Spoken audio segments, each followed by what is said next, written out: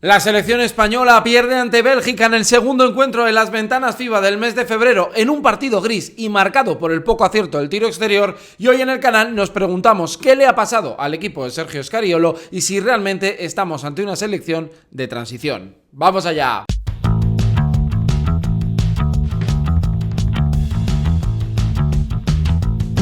Muy buenas, bienvenidos a mi canal Hablemos de Básquet, hablemos de la selección española y aquí estamos para analizar lo que se vivió en el día de ayer, la derrota de España ante Bélgica en Charleroi 58-53 y hacer balance de los dos partidos de la selección española, uno que ya tenéis análisis en el canal, lo vivimos muy de cerca y os lo pude contar desde Zaragoza, y este partido que, bueno, pues cerró las ventanas para la selección española de una manera, bueno, pues no de la más interesante posible, sinceramente, porque perdió ante Letonia en un partido muy competido, en el que siempre fue un poquito a remolque, pero ante Bélgica, que para mí era claramente inferior, bueno, pues acabó ganando, y sobre todo que en el último minuto ya estaba claro que iba a acabar llevándose la victoria el conjunto belga.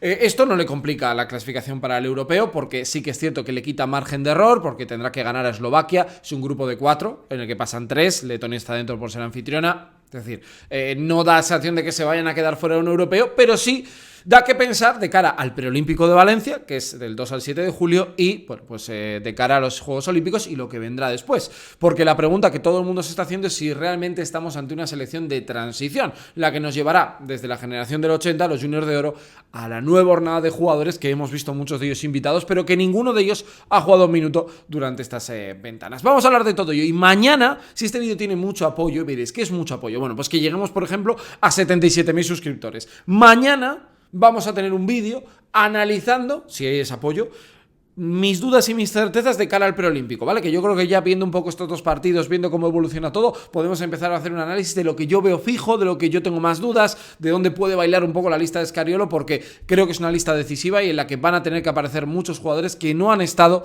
en esta competición. Bueno, los detalles. La realidad es que España fue ganando al descanso 19-26, un partido que evidentemente no era un partido para enamorarse del baloncesto, pero vimos en una segunda parte donde la selección española perdió a Ricky por unas molestias en la rodilla, nada relevante, pero era la rodilla la que había tenido la última lesión, y por prevención, pues evidentemente querían protegerle.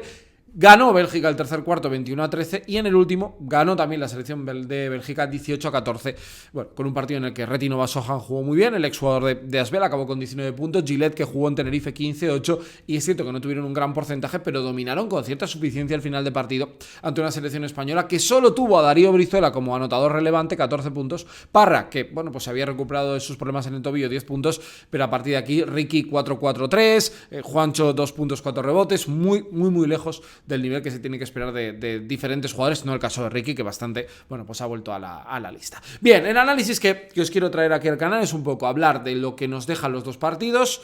Repito, a nivel clasificatorio creo que España, a poco que apriete en algún partido, va a poder meterse, pero la realidad es sobre todo a medio plazo qué es lo que nos deja, y las dudas, ¿no?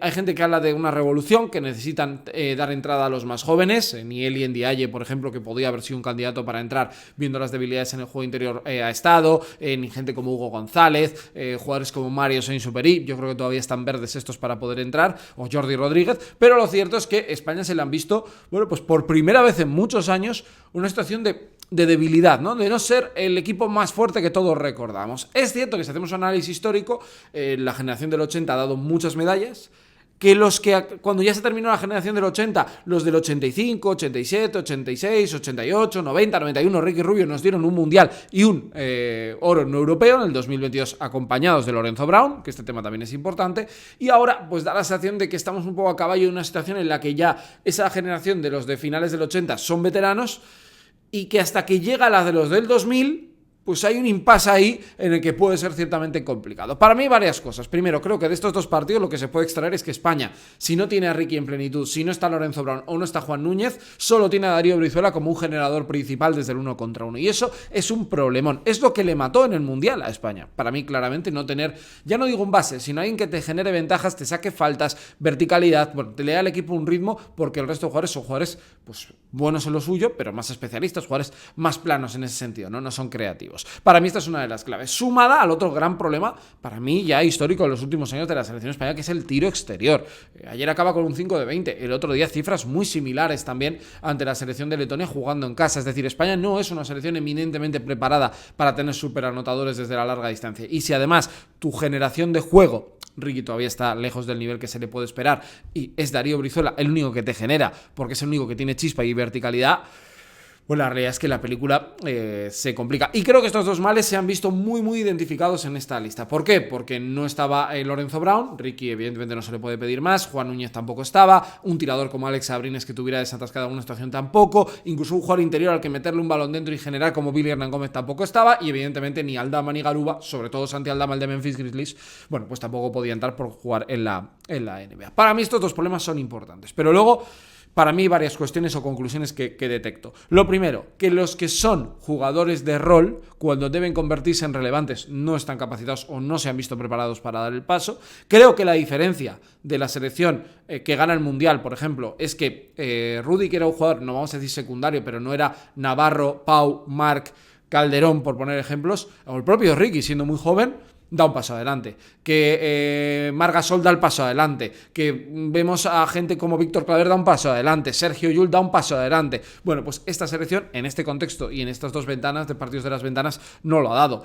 ¿Se les puede pedir más? Sí. ¿Es evidente que hay jugadores que tienen un techo y que no es el de ser una estrella a nivel de selección? Pues es evidente. Pedirle a Jaime Fernández, pedirle a Darío Brizuela, que lo ha hecho muy bien, por cierto, a Joel Parra, a Xavi López Aróstegui, este tipo de jugadores que den ese paso, es que es muy complicado. Solo hay uno de esta lista que para mí sí había que haberle pedido más y no lo ha dado, que no jugó mal el primer día, tampoco brilló la verdad, que es Juancho Hernán Gómez. 2 puntos, 4 rebotes para Juancho, es muy poco bagaje para un jugador que viene con un contrato de estrella de la Euroliga, que ha sido jugador en NBA y que evidentemente esta selección le necesita como el comer, para meter tiros abiertos, para rebotear, para ser un jugador que corra la cancha, para jugar el pick and pop, para lo que sea, ¿no? Yo creo que ese paso natural, pues Juancho igual hay que empezar a pensar que igual no lo puede llegar a dar, ¿no? Hay gente que está hablando de que debería jugar más de alero, en esta lista con Yankuba Sima, Seba Saiz, sin un 5 de referencia y sin un 4 relevante más allá de Pradilla, tú no puedes colocarlo en una posición exterior, pero igual de cara al futuro sí, que sea un jugador más de rol, ¿no? Porque la realidad es que en el Mundial tampoco brilló demasiado, insisto, a mí me parece muy buen jugador, pero ese paso no lo ha sabido dar. Y luego una ausencia que para mí a España le ha hecho mucho daño, y por eso lo de Eli Ndiaye, que no sé si hubiera solucionado algo, pero al menos ha sido llamativo no verle, es los problemas en el juego interior.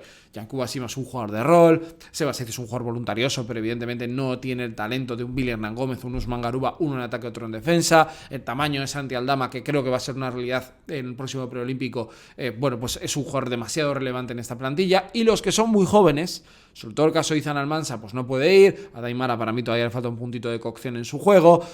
Bueno, pues ahí hay ese relevo que se ha dado, pero claro, cuando te tocan las ventanas, te pilla un poco a caballo, jugadores NCAA, los NBA y Billy, que es tu referencia, no está, pues la verdad que se apaga la luz y vemos una selección española con problemas. ¿Es una selección de transición? Evidentemente que sí. ¿Una selección de transición implica quedarte fuera de los juegos? No debería serlo. Para mí es evidente, y ya lo repetí en el Mundial, que para mí me pareció una gesta tremenda de la selección española, una de las más notables, y la del europeo exactamente igual, que ese no era puede ser su objetivo, pero no era su obligación.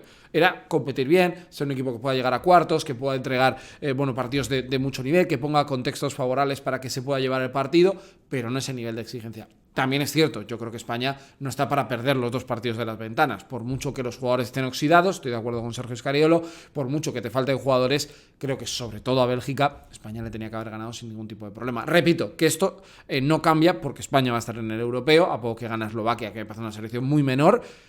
Y luego, bueno, le queda Letonia en Letonia, le queda Bélgica en casa, es decir, que puede ganar 4 partidos hasta ser primera de grupo.